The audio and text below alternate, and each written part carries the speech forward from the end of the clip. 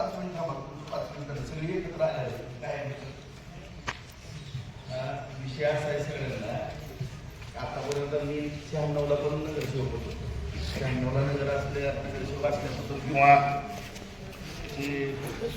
नगर सेविका असल्यापासून तसं नगरपालिकेमध्ये आदरणीय प्रभाताईपासून माझं येणं जाणं नगरपालिकेमध्ये मित्रांनो.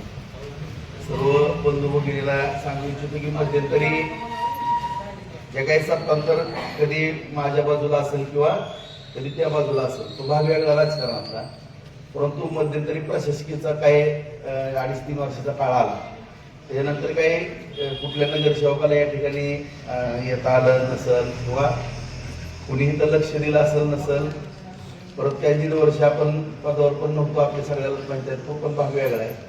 परंतु आता जर सगळं शहरामध्ये परिस्थिती पाहिली तर सकाळी बरोबर पलीकडे कोपऱ्यात सकाळी बरोबर 6, 6:15, 6:30, 7, 7:30च्या दरम्यान सगळे फोन यायला चालू होते.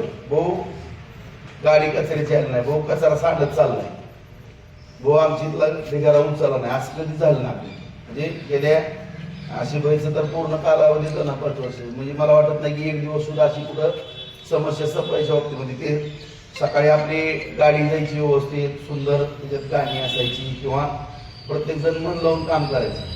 मग आताच एवढा विस्कळीतपणा कशामुळे? आता आपल्या तुम्हाला पण माहित आहे की थोडं मला जरा बाहेरच्या राजकारणामुळे वेळ पण आता पहिलं मी अशी वय असताना सुद्धा मी आठवड्यातनं 2दा-3दा नगरपालिकेमध्ये यायची. आता काय एवढं थोडा वेळ ऍडजस्ट होत नाही किंवा बाहेरचा जास्त लोड पडलेला आहे, त्यामुळं नगरपालिकेला मी किती लक्ष देणार आहे. आणि सगळ्यात जर मोठी तालुक्यामध्ये समस्या जर पुढे यायला लागली तर नगरपालिकेची, आणि त्यात 1 नंबरची समस्या आहे ती पाण्याची. आता पाण्याचं आपण समजू शकतो की दुष्काळ पडलेला आहे, उजनीचं सुद्धा पाणी कमी झालंय. काही आपली नवीन पाईपलाईन वर्षभरामध्ये आपण आणायचा प्रयत्न. आणि दुसरा मुद्दा सगळ्यात महत्वाचा असतो जनतेचा, तो सफाईचा, साफसफाईचा. आता आपल्याकडे एवढी मोठी तगडी टीम आहे, मला वाटत नाही की कुठं महाराष्ट्रात कुठल्या नगरपालिकेला एवढी मोठी तगडी टीम असेल. आता जवळपास 215 कायम कर्मचारी आणि जवळपास 200च्या आसपास बीडीकेचे कर्मचारी, जवळपास 400 जणांची टीम आहे.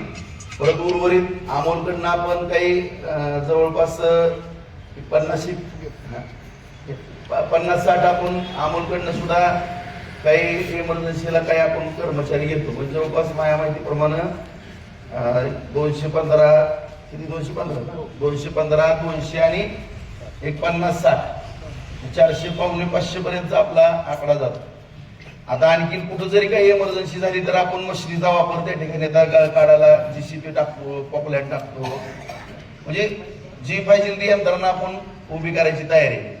आणि सगळं असं असताना सुद्धा आपलं सगळं काम व्यवस्थित होत आहे. आता कायम कर्मचाऱ्यांच्या तक्रारी म्हणजे 1% पण नाही. तुम्ही चांगलं काम करता त्याबद्दल तुम्हाला धन्यवाद. म्हणजे तुम्हाला सगळ्यांना मी तुमचा आभार व्यक्त करतो. त्याबद्दल काही दुमत त्या ठिकाणी असंच कारण.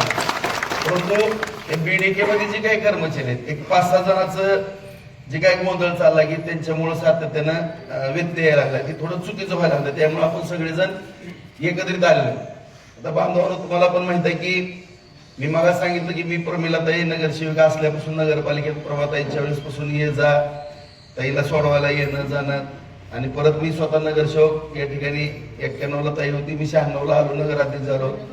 सगळ्याला आपण एक कुटुंब म्हणून आपण या ठिकाणी नगरपालिकेचं काम केलेलं आहे. आता 3-4 वेळेस आता माझ्याकडे आले असेल. आणि हे काम करताना तुम्हाला सगळ्याला विश्वासात घेऊन काम केलं. आता आपल्याला त्या सगळ्याला माहित आहे की बरेच राजकारण तिथं दिल्लीत आल्यानंतर तिथला बाहेर काढा, तिथला बाहेर काढा. मी कधी ऐकलं का? म्हणजे मी माझ्या अंगावर घेतलं नाही. शिकलेली मुलं आहे ती, त्यांना धक्का लागतं का म्हणजे जन्मला तिथं. आणि कुणी जर म्हणलं की बाबा मला काम करायला थोडी अडचण आहे तर बाबा पर्यायी माणूस नाही. आता ह्याच्यामध्ये काय कधी अडचणी आणली का? म्हणजे तुम्ही सगळेजण जे सांगन त्याच्या पुढं कधी आपण गेलो नाही, तुमचा कधी सुद्धा शब्द मोडलेला नाही. मग असं जर असेल तर आपली पण ड्युटी. आणि दुसरा भाग काय, तुम्हाला बोलवण्याचं कारण तुम्हाला सांग बाबा आम्ही चांगलं काम करतो ना, आम्हाला का बोलवलं. आता सगळीच एकामेकाच्या नातं गोतं मित्र गल्ली हे सगळाच पार्ट घेतलाय. म्हणजे काही कुणी वेगळं नाही. आता ती BDK मध्ये काम करते तर कायम सगळीच एका कुटुंबातली ती नाही. मी पण तुमच्या कुटुंबातला असं धरा काय, मी पण काय तुम्हाला वेगळं नाही, परंतु असं घडायचं काय कारण आहे की सगळं विस्कळीतपणाचं यायला लागलं. तर तुम्ही पण त्यांना सांगा, मी अमोलला पण सांगितलं, तात्या तुम्हाला पण बोलवलंय. आता काही आता हे बाहेरगावची असते ती कोण कंपनी, आता कधी कधी आपल्याला त्यांना 2-2, 3-3 वर्ष आपल्याला पैसे देता आले नाही, तुम्हाला पण माहिती आहे. पण समोर सातत्यानं उपोषण व्हायचं म्हणलं की ती योग्य नाही. सगळी हातावरची पोट आहेत. काही पण करून आपण दुसरी सगळी बिल, आता कितीतरी बिलं थांबलेली आहेत. कोणाचं 2 कोटीचं आहे, कोणाचं 5 कोटीचं आहे, 10 कोटीचं आहे. देणं जरी भरपूर असलं तरी आपण सगळ्यांनी पाहिलं की तुम्ही कधी पण आला तर कधी थांबवलं पैसे तुमचे. एखादा महिन्याचं बिल कुठं तर थांबलं असेल, पण पहिली पगारचा दचका जर असतंय महिना भरला की कधी चेक काढायचा.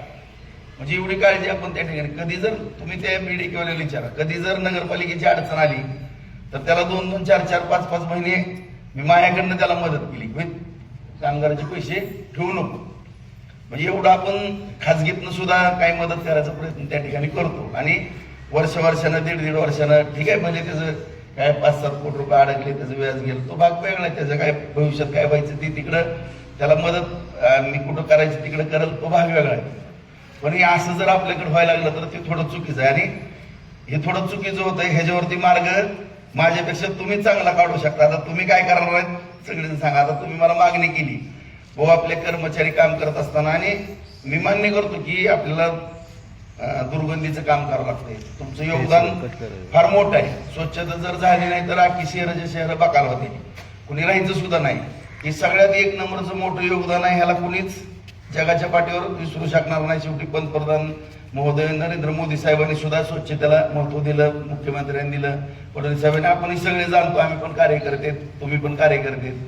पण या सगळ्या गोष्टी आपल्याला व्यवस्थित करणं गरजेचं. आता गेलं की भाऊ काही जणांना आजारी पडतात, दवाखान्याचा विषय. आता तुम्हाला माहिती आहे का, आता सगळं तयार केलं बँकेचं, 4 बँकेचं सगळं मागवलं, तुमच्या समोर विषय आहे. आता लय जरा येणाऱ्या बोर्डाला आपण विषय घेतोय. कमीत कमी ते मेडिक्लेमचे दरवर्षी आपण 30 लाख रुपये तुमच्या दवाखान्याकरता किंवा त्या इन्शुरन्स करता, काही जर अपघात झाला तर 1 कोटी रुपये इन्शुरन्स आपण त्या ठिकाणी आपल्या कर्मचारी बंधू भगिनीला होऊ नये, तसं काही दुर्घटना घडू नये. पण जर यादा कदाचित काम धोक्याचं आहे, त्याच्यात काय झालं तर 1 कोटीचा 6 कोटीपर्यंत इन्शुरन्सचा विषय केला.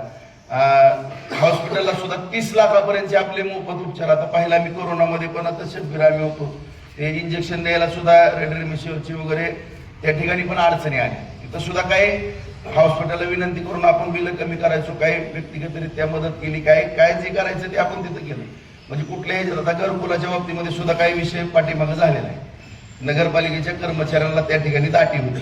तुम्ही म्हणसान की आम्हाला काय हे काय झालं, पण प्रत्यक्ष कागदावर आहे मेडिक्लेमचं. तर आता जो घराचा पण विषय कर्मचाऱ्याचा तिथं दाटी होणार आहे, भविष्यात काय अडचण आहे त्याचं सुद्धा आपण 422ला काही घराच्या बाबतीमध्ये जवळपास 60-70 घराचा आपण प्लॅन 48 घराचा केलेला आहे. जशी आणखी जागा उपलब्ध होईल तोही आपण प्लॅन पुढे तयार करणार आहे.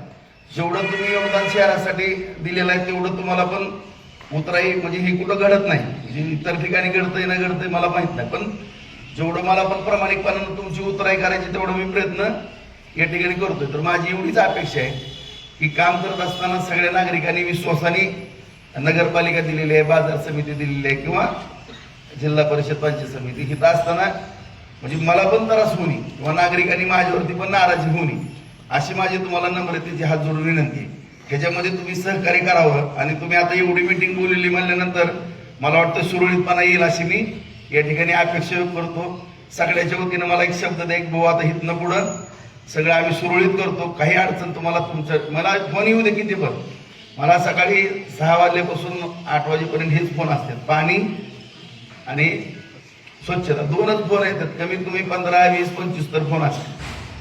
फोन यायला काय नाही, उलटा असे फोन आता आणा भाऊ जरा चांगलं काम चाललंय असे फोन आता काय करणार ह्यासाठी तुम्ही सांगा सगळे फोन. आता तुम्ही कोण तर मला शब्द द्या म्हणून तुम्ही काळजी करू नका. मी तुमच्या ज्या विषय मेडिक्लेमचा विषय येणाऱ्या बोर्डामध्ये आपण विषय क्लिअर करू. त्या घरकुलाच्या बाबतीमध्ये पण थोडं झटझट करून आपण सगळा विषय क्लिअर करतो.